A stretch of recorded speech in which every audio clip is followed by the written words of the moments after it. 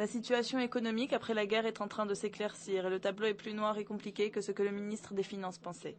Mercredi s'est tenue au bureau du Premier ministre une réunion sur le budget 2007. Le chef du gouvernement, Ehud Olmert, a reçu un bilan des coûts de la deuxième guerre du Liban. Des coûts dont le financement sera puisé dans le budget de l'année prochaine.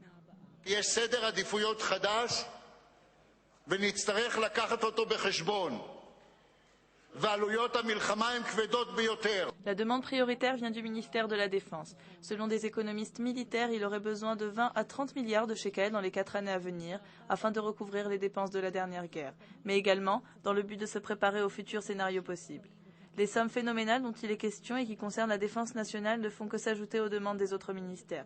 La question est de savoir ce que le Premier ministre Olmert décidera. Les estimations de son entourage tentent à croire qu'il accordera une partie loin d'être négligeable au ministère de la Défense. Le Premier ministre a affirmé il y a peu que l'une des causes des résultats problématiques de la guerre pourrait être la coupe dans le budget de la Défense. Au cours de la réunion, Olmert a affirmé « Le précédent ministre des Finances a diminué le budget sécuritaire et nous devons en payer le prix ». Il est important de souligner que lorsqu'Olmert dit précédent ministre des Finances, il sous-entend Benjamin Netanyahu.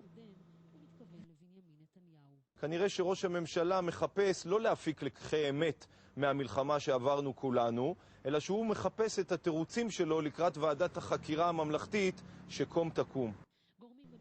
Certains, au ministère des Finances, font répandre la rumeur que si Olmert ne réussit pas à répondre à la demande du ministère de la Défense, alors il n'y aura pas d'autre choix que de creuser davantage le déficit et d'augmenter les impôts à payer. L'état de la coalition ne fait que rajouter aux problèmes économiques. Comment un gouvernement qui la semaine dernière n'a pas réussi à approuver un financement de 2 milliards de shekels peut-il être capable d'approuver une coupe budgétaire de dizaines de milliards ?